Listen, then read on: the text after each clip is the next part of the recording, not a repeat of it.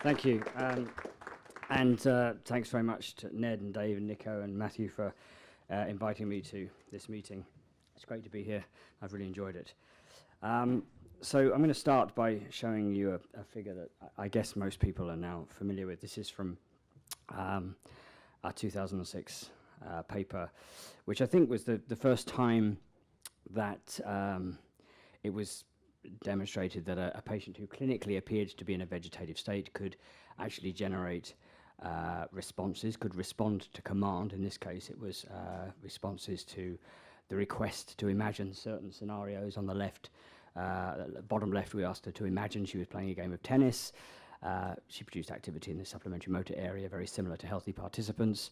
We also asked her to imagine she was moving from room to room in her house. And again, a pattern of activity in the lateral premotor cortex, posterior parietal cortex, and the parahippocampal place area that was very similar to healthy participants.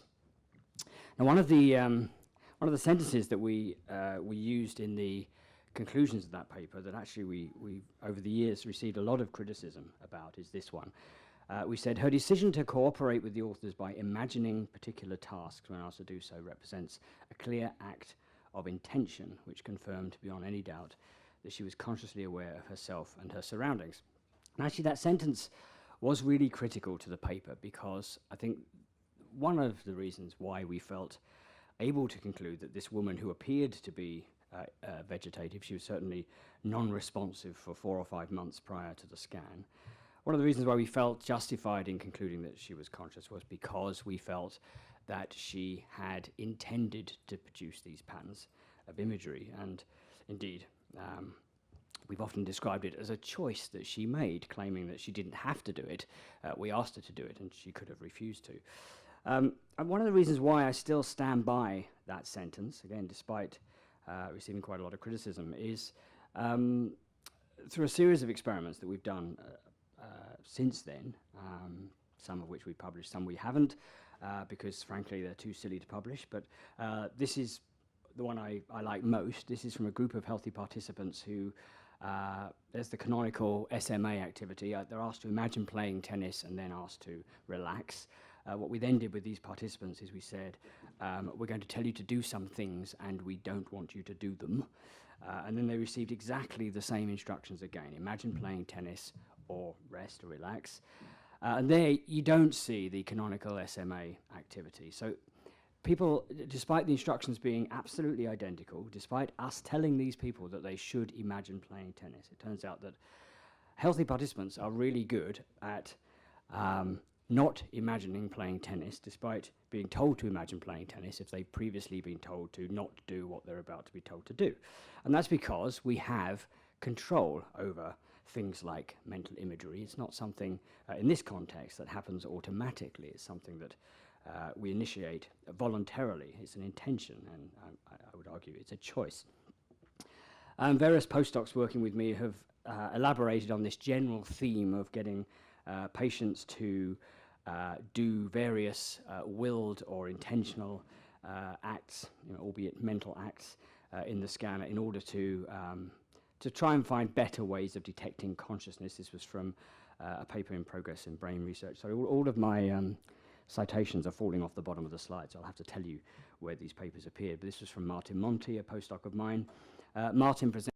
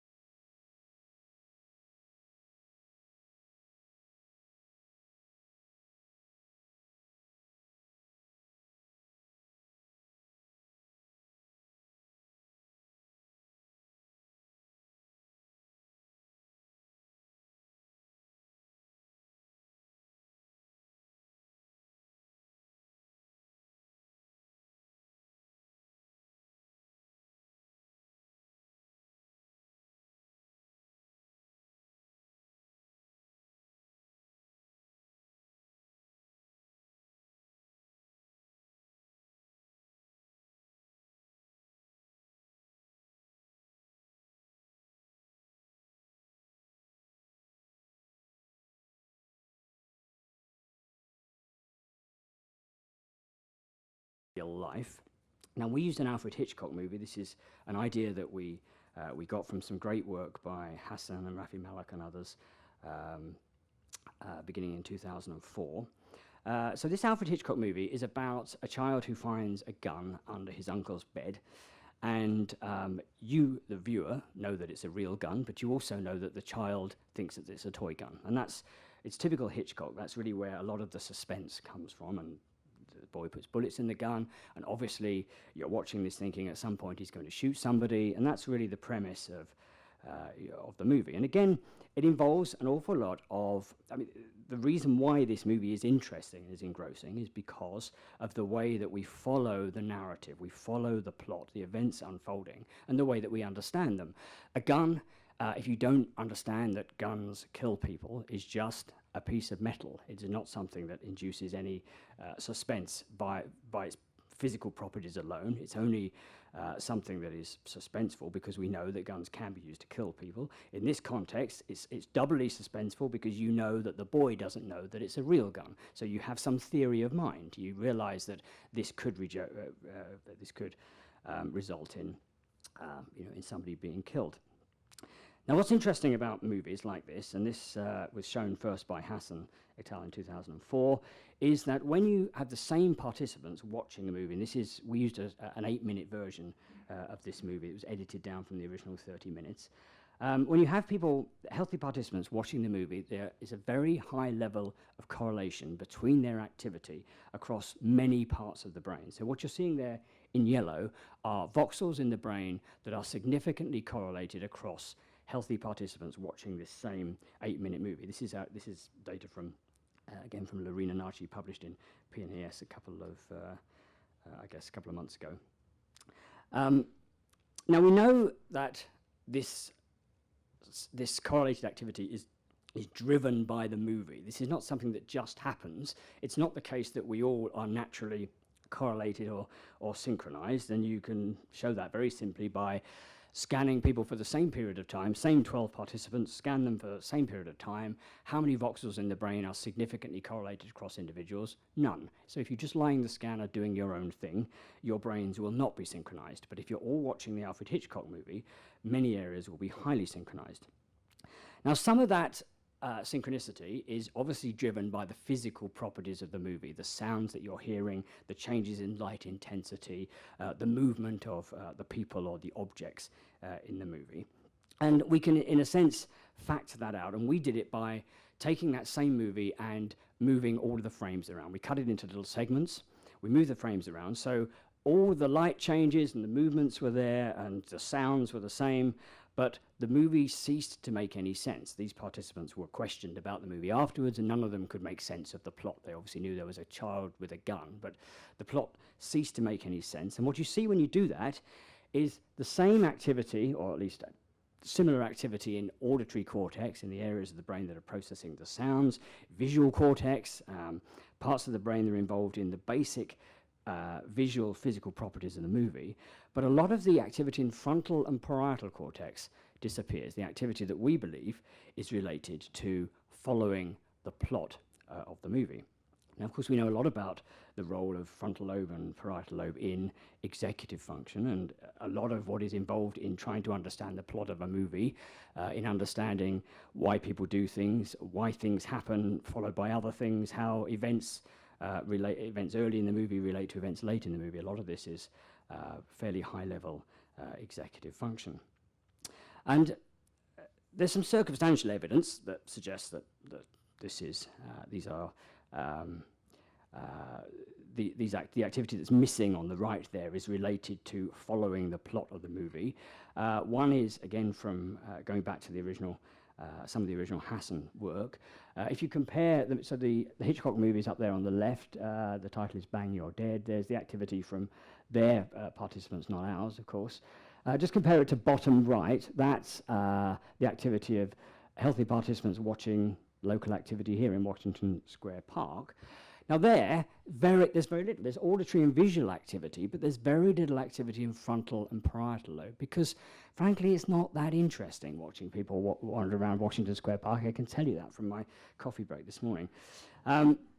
there's no narrative, there's no plot. I mean, obviously, small events occur and people have intentions and come and go, but there's no ongoing, I would argue, executive processes involved in understanding the overall narrative or plot of the event.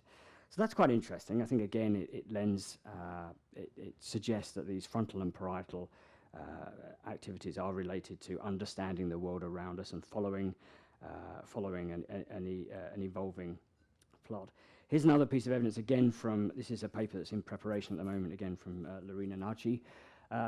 This shows you that it actually doesn't have to be that complicated. It doesn't have to be as complicated as an audio-visual movie. Here, Lorena just took the audio track, one part of the audio track from a movie called Taken, 2008 movie with Liam Neeson in the lead role.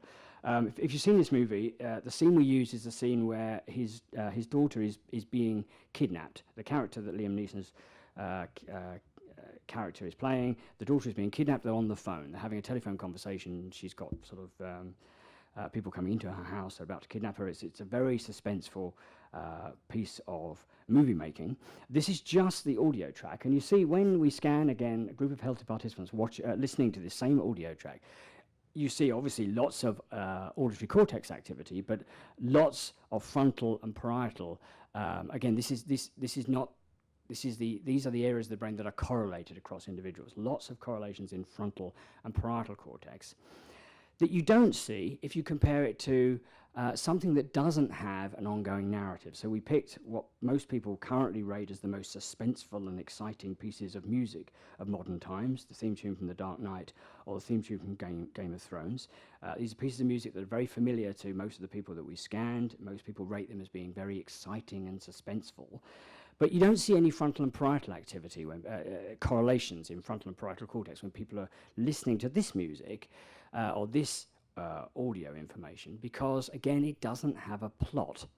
It doesn't have a beginning and a middle and an end. It doesn't have things that you have to understand in the context of things that have happened previously. It's just an audio track, unlike the scene from Taken, where actually to understand what's going on, you have to perform all sorts of fairly complex executive processes. That's all circumstantial. The challenge we really had here was demonstrating that this activity is absolutely related to intact executive processing. We did that using tensor ICA, independent component analysis. Independent component analysis extracts networks of the brain that are spatially and temporally separable and highly correlated across individuals. I'll explain that a little bit more in a while. What you do, if you take a group of healthy participants watching, this is back to the Alfred Hitchcock movie now, they're all watching the 8-minute movie, you perform independent component analysis, you pull out the highly correlated networks across individuals, and what you see, I'll just refer to two networks here, the auditory network and the frontal parietal network for comparison. The auditory network, it comes out very strongly. There's very highly correlated activity in auditory cortex. Not surprising, because everybody is, it's a movie that has a very interesting audio track. What you can then do is perform individual independent component analysis. You can pull out the activity in each individual, and this is the timeline across the movie, across the 8-minute movie. Each line there represents an individual. That's activity in this auditory component. And as you can see, it's very highly correlated across individuals. That's indeed why the ICA comes out the way that it does. What you can then do is you can say, well, let's look at those points in the movie where the correlation is highest. Let's look at the points where everybody is activating in a very highly correlated way. And when you do it with the auditory component, you're probably not going to be surprised to hear that loud stuff is happening in the movie. Loud stuff, or musically intense stuff, or particularly relevant pieces of speech. There's very significant auditory information going on at those peaks where people are most highly correlated. But we're more interested in the frontoparietal network, another network that was highly correlated across individuals. If you look, again, if you extract the individual ICAs from the 12 individuals, they are highly correlated and they have lots of peaks.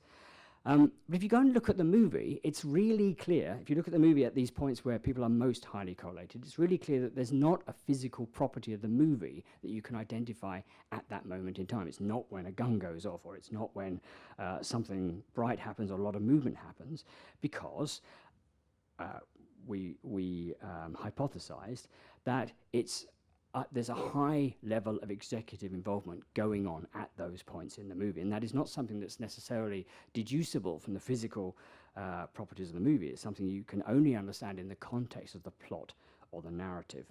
And we showed that in two separate ways. One is by using a dual task paradigm. So the way the dual task paradigm works is the assumption is that executive processing is a finite resource. If you're doing one task, you can allocate all of your executive processes to that one task. But if you're trying to do two tasks, you've got limited resources that you have to share between the two. So what we did, this is a group of participants not in the scanner, it's a behavioral study. They're outside the scanner and they're watching the movie, and they've been told that they're going to be asked questions about the movie afterwards. So they do have to concentrate enough to be able to answer questions. But at the same time, they're doing a very simple executive task that just involves pressing a button every time they hear a number and withholding a press for a particular number. In this case, it was the number 8. Now, what that means, and typically what happens in this dual task situation, is that the more interesting or engrossing or engaging the movie gets at any point, the slower people get in their responses. So you end up with a continuous measure of the executive load of the movie. We have a number for every frame of the movie that is the executive load of the movie at that point, because that's the point that most of your resources get pushed towards the movie and get pulled away from this simple tapping task. Now, if you use that simple reaction time as a regressor in the fMRI data of the other group of participants who are just watching the movie, what you see is substantial overlap between the two components in frontal and parietal cortex. So in red there, you're seeing the areas of correlation in frontal and parietal cortex in the healthy participants who are in the scanner. And in green, you're seeing the frontoparietal activity that is predicted by the SART performance. So these are areas that correlate with the performance of an entirely separate group of individuals outside of the scanner. And in yellow, you can see the overlap. And there's significant overlap between these two things. So we know that frontal and parietal activity during the movie is related to the executive load of the movie as indexed by a separate group of participants doing a secondary executive task at the same time. We used a second measure to just come up with another way of getting at the same thing. And here we simply, again, took a separate group of participants watching the movie outside the scanner, and we said, right, rate how suspenseful the movie is. I'm sure you're all familiar with Alfred Hitchcock and his movies. This one is very typical. The suspense in this movie is not driven by dramatic music or loud bangs or car chases. It's driven by the plot. It's driven by the knowledge that you acquire as you travel through time and you understand that this boy has found a gun. He thinks it's a toy gun. He doesn't understand that he may kill somebody. So the suspense is driven by events in the movie. And if you ask the participants, again, it's a behavioral experiment, you ask the participants to simply rate every 2 seconds how suspenseful the movie is. And again, you use that as a regressor for a second group of participants who are watching the movie in the scanner. What you see is even more significant overlap here. So again, same frontoparietal component from the participants in the scanner. That's the frontoparietal component. In green, you're looking at the activity of that same group of participants that is predicted by the suspense ratings of a second group of participants who are outside the scanner watching the movie. And in yellow, you can see there's very substantial and significant overlap of the two. So again, we know that the frontal and parietal activity is related to, or can be predicted by how suspenseful the movie is throughout its duration. I just have 3 more slides to tell you how we implemented this in a clinical context. This is an important slide. This shows that it works in single participants extremely well, much better, in fact, than any of the imagery tasks that I started my talk by presenting. So this is not maybe what it immediately appears to be. This is not single subject activity whilst watching the movie. This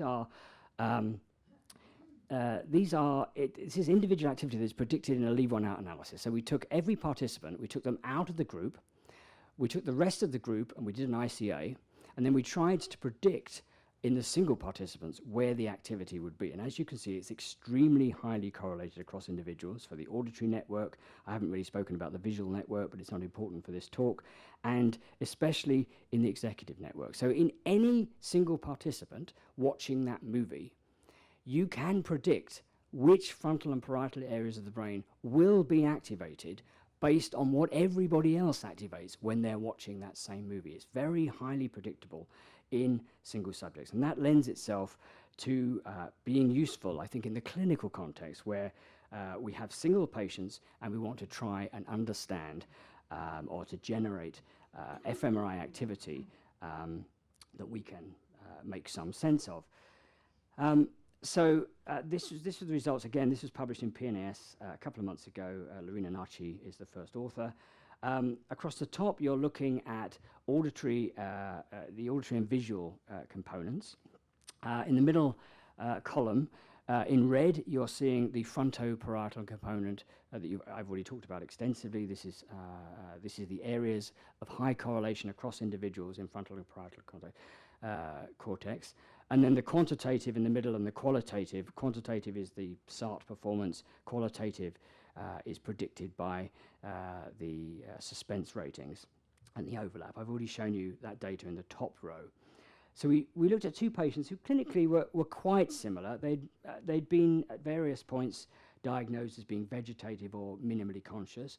It was certainly, the patient on the bottom had been 16 years in that condition. The patient in the middle, I think, had been 5 years in that condition. It certainly wasn't possible in either of these patients to have any knowledge about whether or not they could comprehend the contents of a movie or indeed the contents of their lives, what was going on around them. In the first patient, when we looked for areas of the brain that were predicted by control performance to be correlated in the patient whilst watching the same movie, we only saw activity in the auditory component. So the assumption is that the auditory cortex is responding in a highly correlated way with healthy participants, but there was no evidence of any executive changes. And our conclusions based on that might be that this patient's basic auditory processing is intact, and that's something actually we see in a very significant minority of patients who appear to be vegetative, but there's no further or more elaborate processing going on beyond that. It's the second patient who was most interesting. Now here we were significantly able to predict activity in that patient's brain based on 3 separate pieces of information, based on the fMRI activity of healthy participants watching the movie, based on the performance of healthy participants doing a dual task, a dual executive task, the sustained attention to response task, and based on the suspense ratings of again, a separate group of healthy participants watching the movie outside of the scanner and rating how suspenseful it was. The activity in the patient in frontal and parietal cortex could be significantly predicted based on those 3 pieces of healthy participant information. On that basis, our conclusion was that this patient is experiencing the movie in much the same way that any of us would experience that same movie. That is, the executive processes that are involved in decoding the plot, in following the unfolding series of events, in understanding that the fact that the gun is loaded is really important, in having some theory of mind about the boy not knowing that the gun is loaded. All of these elements that are producing activity in frontal and parietal cortex, we believe to be at least partially or not significantly not intact in this patient who had appeared to be vegetative or at best minimally conscious over a 16-year period. So I think I'm pretty excited about this. So I should say that patient actually went on to communicate after we'd established that he was He had some awareness based on the movie data. He went on, this was a paper that appeared again in Journal of Neurology by Lorena Nachi.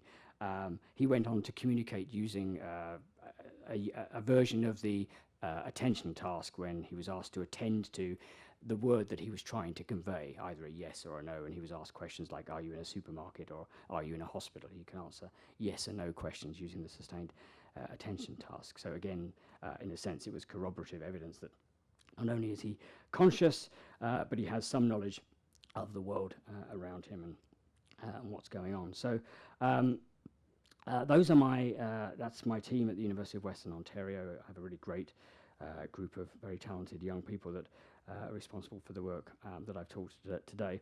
I'll just finish by saying I'm really excited about this in the context of trying to evaluate these patients. I think, and I don't have data to support this right now, but this is going to be much more sensitive than the sorts of techniques that we've worked with previously, getting people to imagine things in the scanner or to allocate their attention to one or other piece of information in the environment. I think it's going to be more sensitive to detecting residual awareness in patients. It's also a lot easier to do. Right now, most of you might be thinking, well, you know, how did the movie work at all with these patients who are not able to fixate? I can't answer that question. I'm surprised it worked. It turns out you don't have to fixate on an Alfred Hitchcock movie to follow the plot. That's how good he was. But as I've shown you, I briefly showed you some evidence that we have in preparation that it works with a complex audio track as well, an audio track from a movie. So I think that's also very exciting. And I think it's an interesting way of accessing residual awareness in patients without requiring a response to command. And I think that's a really important step forward, that if we can get away from this relying on patients having the resources necessary to push a command, either an fMRI or a physical command, I think that will be a good thing that will, again, improve clinical sensitivity. So that's it. Thanks very much.